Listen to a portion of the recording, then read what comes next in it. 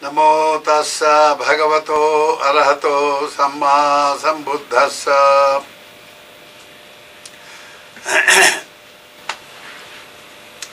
The subject of the discourse today it's an action series on which we have been discussing from Dhammapada. But the topic proper is the similarity of cause and effect. There is a saying that yatha karmam tatha phalam. The way you act, in the same way you either enjoy or suffer in life. It's a very popularized kind of a philosophical teaching, and how this happened, that is, the way you act, your conduct, that is the cause. And all that is happening to you, your destiny, from the time you are born till you die, all the experiences of life, that constitutes destiny. That is the sum total of your good fortune, misfortune, and so on. So all that life provides in the form of good luck, good fortune, bad fortune, happiness, misery, all this that constitutes life is the effect of something, and that something is your action, karma. Now what exactly is action? Because our series is based on that life ultimately is what we design it to be. And we design life to be through our actions. Our actions, therefore, ultimately speaking, our actions create what we are. It is not somebody else who creates, or some other power, or anything extraneous, but it is just the way we act. And what is this karma? What is this act? Why do we engage in action helplessly? We can't help. From the time we get up in the morning till we retire, we are doing something. Either we are speaking, or we are acting, we are some deed, bodily action, or thinking, or planning, whatever it is, bodily or mental actions, or verbal actions. Now everything boils down to that. Life boils down to these threefold actions. And that is the creator of our destiny. This is the sum and substance of it. Now I will give you, this is based on a story, based on an actual, a true story, actual happening in the time of the Buddha. Now Lord Buddha was staying at that time in Jetavana monastery, and you have heard about it, you know that. The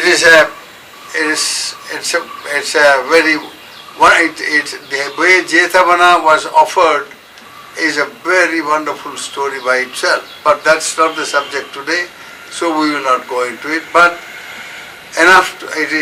suffice it to say that Jetavana was a very, very lively center of spiritual sadhana, of spiritual pursuit in all kinds of ways. There were 12,500 monks. A large number of them were liberated, were all enlightened beings who had found the goal of life, the ultimate goal of life, to be liberated from all suffering, the suffering of worldly existence. So, and here the Buddha stayed for about 25 years, it is said, in two monasteries, one in Jetavana for about 19 years and the other in Puparama for about 6 years. So, now close to there, and this was all the time filled with people. From early morning people, devotees will flock from all parts of the country. They will come. They will flock to have a darshan of Bhagavan Buddha and his great enlightened disciples. And so in such a place, such a holy and very sacred place indeed for large, very countless people throughout the country. So quite not very far away from that, because Jetavana area basically is a forest area. It's in the vicinity of the city of Savatthi. And there all kinds of other people also made their livelihood. So Chunda, a person called Chunda, who was a pig butcher, he had his piggery over there.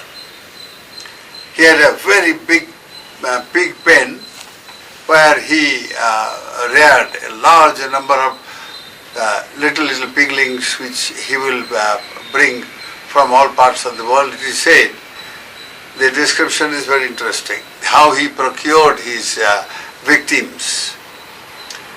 It seems during the summer season he would go and he had a special cart, a big cart prepared with a very wide-bodied cart. He filled it up with all kinds of provisions from the city which were not available in the countryside. So he will go to the various villages where people, this animal husbandry, people who reared animals and sold them for a living, and the farmers who also had all kinds of animals to be sold and so on. So people who sold the pigs, or rather the piglings, little piglings, it seems in that part of the world, you see, during the summer season, during the winter, the hogs produce their children, their piglings, a large number everywhere.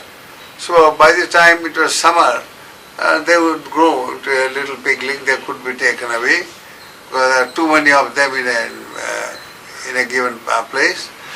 So he would go and he engaged himself in what is called barter trade. That is, he would, offer them some provision like a particular type of rice, very popular rice or whatever, or dal and all kinds of provisions. And tinklings, he will carry with him from the city. And in exchange he will get these piglings very cheaply indeed. It is said one nali. Nali is a measuring sort of thing. One nali of rice he will get about a couple of piglings from people. And that is how he would fill up the whole wide-bodied cart and bring these piglings during the summer. So hundreds of them he will collect during the summer season. This is his method of getting raw material for his business, so to say. And then he will, how did he ply his business? How did he do his business? That is even more interesting. See, he was a butcher, that is a slaughterer of animals, and then selling the meat out of the slaughtered animal. That was his profession. And it seems from very early days he had been doing this. As a boy he was employed in a piggery, and that is how he picked up this trade. And he started his own particular piggery. And there he developed a special technique, a kind of special slaughtering engineering, if you might call it. He wanted every bit of the product with no loss whatsoever. and that can never happen in the world. See, loss and gain are part and parcel of the same process. They are two pairs of opposites. Where you gain, there you are bound to lose also. So wastage is a part of life. But he didn't accept that. So what he did, he would keep these piglings and in that big pen, feed them with human feces and all kinds of other dirt and filth. And he created a regular hell there. You see, it was a rotting rut. They were all bogged into that. And then he will get all this greenish, these leaves of all kinds from the forest areas and feed these piglings, and they quickly they will grow very fast. Fat little pigs. And then these fattened ones will be taken one by one, chosen by him, and then the victim will be tied on a post, a very strong post, a big post, completely tied with it can't even move, that kind of thing. The description is very horrible. It's difficult to describe really, but then it's part of the job now to describe. So I have to do that very painfully. So he would, you see, tie it up, and then he had a big club, mudgara. He will keep on, you see, hitting that little creature, that big fattened pig, you see, with this club. Keep on beating all round. Now he didn't have a sense that it is a living creature. His desire for the product and making money and eat. It seems he not only sold, the first thing he did was to eat himself first. The product got in a very, very cruel manner indeed. He will punch and punch and punch and hit and hit, so that the muscle, his idea was to make the muscle swell. What a horrible thing to do. So he will make them a pig fatter and fatter, it will swell because just by hitting. Then he will open up the mouth and put a little stick there, and so he can't close the mouth. Now he had a big pot of very hot water prepared beforehand. All the time is there. So he will now pour the hot water into the mouth and see that all the dirt inside the pig is, you see, flows out, you see, from the back. And very horrible way he will torture the animal, and the animal can't cry. It's almost dead, but it's not dead as yet. So that is how he will clean up all the inside thing. So it was systematic. He had a system of killing. Fatten, make the animal more fat by heating, then pour water and clean up the inside, all the dirt and everything out, until the clear water comes out. He will do that. Then he will, you see, pour the terrible hot water onto the body of this creature, and see, even the skin, black skin, everything will go out of that. It will be a raw kind of horrible muscular, that whole thing. Then he will singe it. Here with a grass torch, he will burn the whole thing up. And that means he is making a living creature, turning it into a roasted meat. And purposely, you see, conscious, deliberately, he did this. Day in, day out. Every day. Then, when he sees that it is all cleared up and everything, then he will have a big sword and cut it. And before cutting, he will put a little, you see, vessel, collect the blood. Then immediately he will you see, he was a terror in the family. So he would have, these operations went on early in the morning, say somewhere 3 o'clock, 3 a.m. in the morning he will start, and will go on till about 6, 7 o'clock when the sun rises. So he will have all this blood and all that place ready to be sold.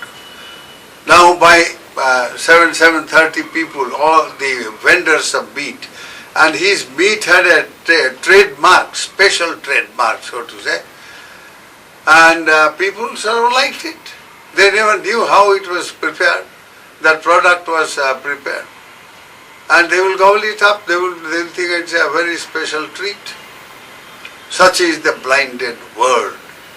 Just out of greed, rapacity for eating, gluttony, that is what it is, on both sides. So this killer, butcher, now will order his wife or his daughter or somebody, he says, come on, take this blood and take so much of flesh. He will cut and give that. Come on, prepare for me right away without wasting anything. I will come now.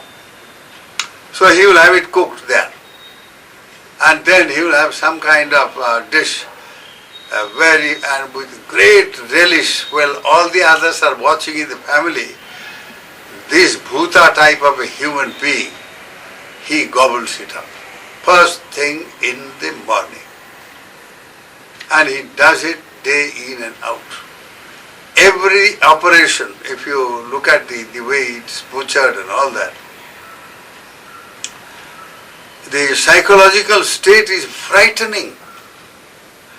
He knows, you see, it is nothing but consciously, deliberately torturing that animal. You see, to get a certain type of tasty product, which he must enjoy first before anybody else can do that. So he lived like this day after day, month after month, year after year for 55 years till he was an old man. So bhikkhus go out for pindapata in the morning, they would hear this terrible thing, sound of the animal crying and all that. Then one day they saw that for 7 days, it was, you see, he used to have his operations in the morning, generally, unless he had more demand and he will do it in the daytime. But now during this particular, 7 days, 24 hours the noise of the animal. Absolutely pitifully crying and terrible noise indeed. For miles people all over there would hear that terrible noise. After 7 days, you see, this kind of exposure to horrible, cruel sound, some monks, you see, came to Lord Buddha and said, Bhagavan, today you see, this Chunda fellow has been for 7 days killing thousands probably, you don't know. And you see, his house is all locked up, is all, you see, nobody can enter there.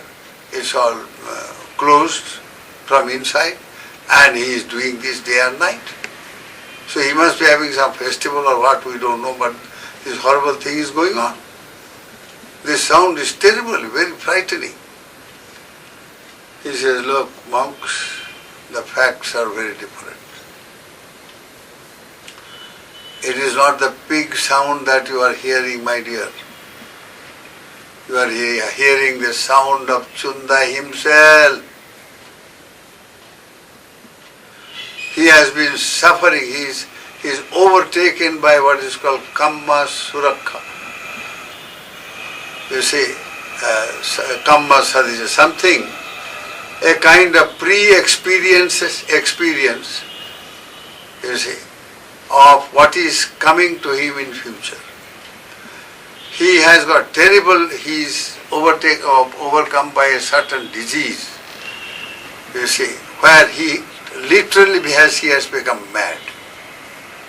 Totally, he has lost his mind. And he has been going on four See, like an animal, like the pig, he has been going round and round inside that killing, that you see, piggery place where he used to kill. Actually, he has not been killing for 7 days. All that was happening was he himself was going round and making this terrible noise. His whole body, he says, oh, the fire, fire, fire, fire. Just shouting, fire. My body is being roasted, roasted, roasted. My body is burning, burning. And cry just like the pig. Exactly like the pig. For 7 days, day and night he suffered. Then, on this final day, just before he died and he was reborn in the lowest hell state, the hell world. The lowest world, apaya, or the world of suffering, is known as hell in English, but we say naraka. Apaya, you see the naraka bhumi, he was at the very lowest, where he was being burned, where beings there are burnt completely all the time. They undergo this burning of hell. And there is description of hell is, my goodness, it's undescribable pain and suffering. Unmitigated suffering, you can think of it. And all that hell suffering he was undergoing for 7 days and night. And he had developed a kind of power, strength, which all the members of the family could not handle. He simply, he went round everywhere and they closed the doors and everything because they were afraid that he will go out and all that. So, he died in that miserable manner. The misery that he caused. So then the Buddha, after describing what has happened, the monks were so much, they really was very great, emotionally, tremendously moved. How karma, action, can be the lord of destiny. How one's own action here and now produces a kind of result that resembles the nature of the karma itself. So the similarity between action and its result is one of the most important aspects of spiritual knowledge or insight. How the result, the various results that karmas produce, how these results resemble, you see, their cause. There is a particular type of action which has brought about this result. The similarity between cause and effect, cause and consequences. That's a profound philosophical and ethical subject, you see, thing to understand. So here, taking example of this very case of Chunda Sukarika, the pig butcher, Chunda. All his life he caused this pain and suffering consciously, deliberately. Now what is karma? It is said it is action, the result of action is suffering. So what exactly is action? Action manifests in the form of bodily action, verbal action. 2. But the action proper is mental action. It starts as a mental action. Now he planned out, he has created a technology himself of butchering in a specific way.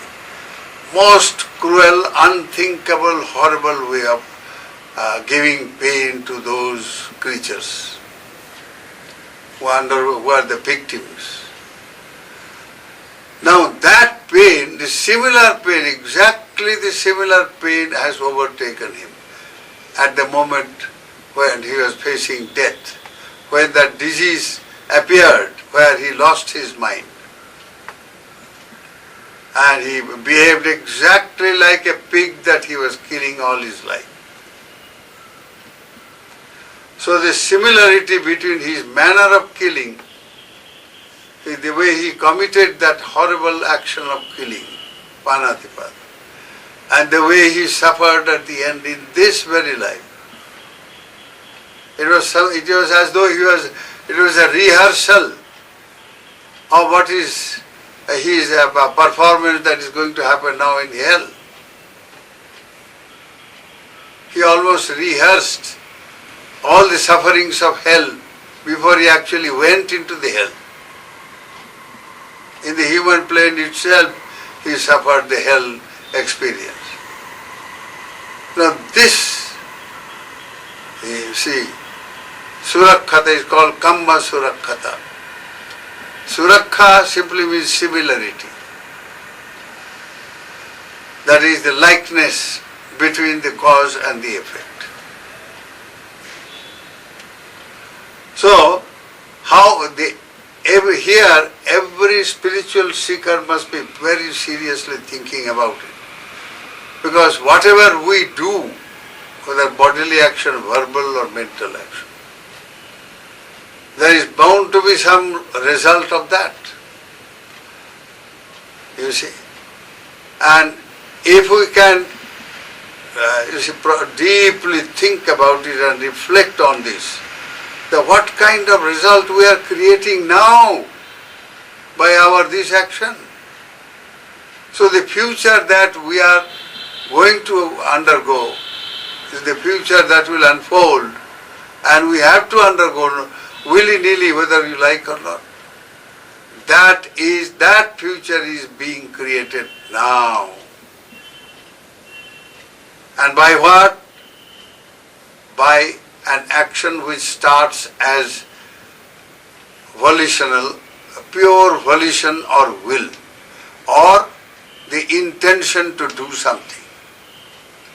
Chunda he had intended that this is how the first operation, second operation, third, fourth, this is how he thought it out very well, and he operated according to his thinking and his the way he intended to do, and his absolute rapacity of a hellish desire to eat that kind of thing, and absolute gluttony.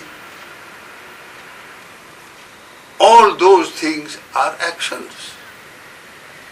It starts with his intention to do that. There are other butchers who don't do like that. There are other ways, probably there are other so-called human ways. After all, killing can never be human. But now they have become sophisticated in using words. So they say human killing. Killing can never become human. But there you are, that is the accepted word in the Western world. So, this killing act is defined in Abhidhamma in a very clear manner. It is said, Pana Sanjay, you must have the perception or clear-cut awareness that this is a living creature. And it must be a living creature also.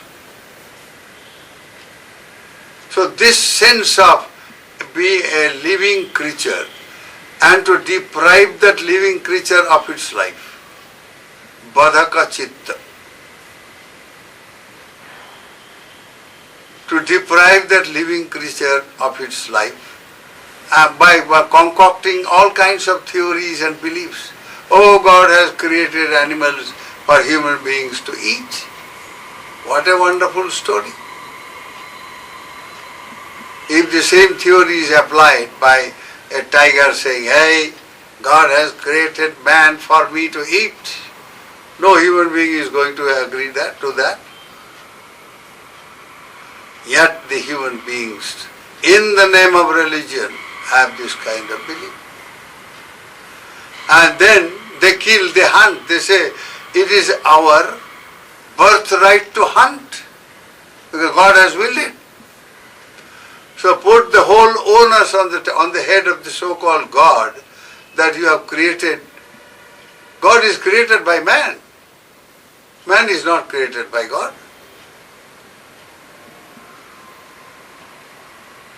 That's the fact. So it suits you to kill and therefore put the whole onus on the God or divine being or some providence or whatever. All these religious theories and all that enable you to do horrible things and undergo suffering. So in this Gatha, Buddha, after telling this story, he gave this Gatha. He said, Idha sochati pecha sochati papakari ubhayatha sochati so sochati so vihanjati disva kamma kilittamattano. The evildoer, papakari, grieves here, sochati, and hereafter.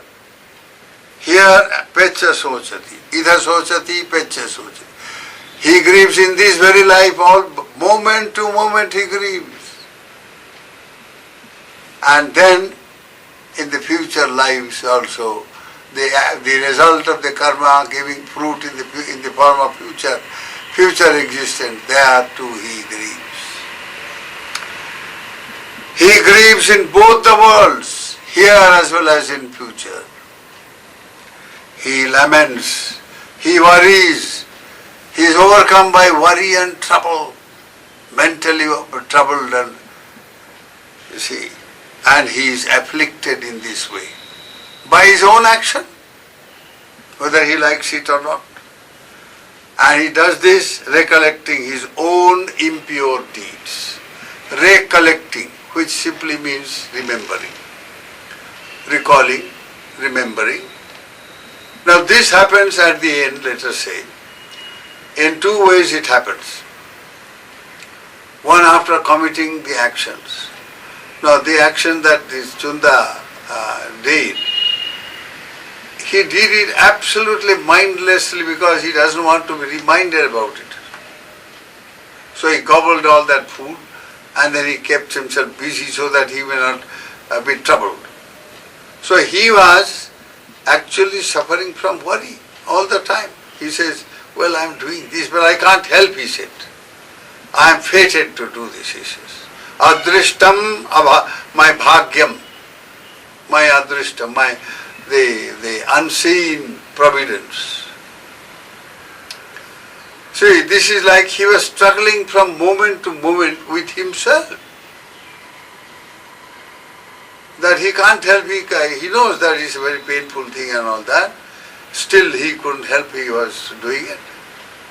And he brought some theory of its own, adrishtam and all that, some God and all that. He says, we are fated. He says, adrishta, fate, the idea of fate. So he did this. Now the example of this adrishta fate business is a very, very interesting example. I will tell you that. Imagine a man who is drawn into the river where he has fallen by this swift current. He is drawn first of all, and then he is adrift. He is carried away by the current, and this river carries him through all kinds of countries, and he struggles all the time to get out of the river, but no. It's very powerful current. He can't get out. And then at last, and he bumps here, there with the rocks here, and all kinds of, undergoes great suffering and struggles day in and day out as he floats. Then when he goes and falls into the ocean, there and gets drowned and suffers, he is completely finished there. So life is constant struggle, sangrama, for such people, papakari, the evildoer. Now, what is an evildoer? It's nothing but an evil mind ultimately. An evil mind motivated by an evil intention. So people who indulge in evil without thinking the consequence, they get drawn, like being drawn into the river and carried into the ocean and be finished there. So helplessly people do many things. Now people who are not happy in their family life suffer day and night, but they are helpless, they can't do anything. People who are not happy with their profession suffer day and night, but they can't help, they have to do this. Or people who are living in a particular area with certain type of people, horrible people, but they can't get out, they don't have the money, they don't have the means or whatever. So they are caught up there. So life, if you go deeply into it, and you will see how people helplessly get caught into this swift current of karmic river. And that's how, and once you get swept like that, you are struggling all the time. So whatever you recollect, that means you interpret. Recollect here means memory. You are constantly haunted by your own memory, the way you are drifting. And this memory haunts day and night, and you suffer and struggle all the more. So the suffering is inwardly through memory, suffering is outwardly through all the external life into which you are placed, and you are thoroughly frustrated, yet you are helpless. You are discontented, you have a very good job, big job, but you are not happy about it. You want something more. So the struggle, really, the source of the struggle ultimately is pipasa, thirst for pleasure, thirst for ownership, thirst for existence itself. Until you drink your thirst, until you quench your thirst by drinking, you are never satisfied. And that is a struggle, not being satisfied with things. However much you may say, from the top of a 10-story building that, I am very contented, very satisfied. But the reality may be very different. So it behoves every spiritual seeker to know the power of karma action and intentional volitional action, how the intention behind, how that can be replicated in the form of a result which will be similar. You go and shout at somebody and punch at his nose because you are angry, and be careful that you have created a situation where you will be punched all right. So knowing this, action and its result, sarakkata, the similarity between cause and consequences. Yatha karmam tatha phalam. As you sow, so you reap. It's worthwhile every devotee, spiritual seeker, every seeker of enlightenment to deeply think about it and manage your life in a way that you may not be a victim of your own actions. You may not be subject to struggling all the time. That you can manage consciously and deliberately your own future course of action by going against your own pipasa, your own desires and dissatisfactions of life. With this I conclude. May the grace of Bhagavan Buddha surround your lives with wisdom and well-being. May you all be happy and well. Sukhino bhavantu.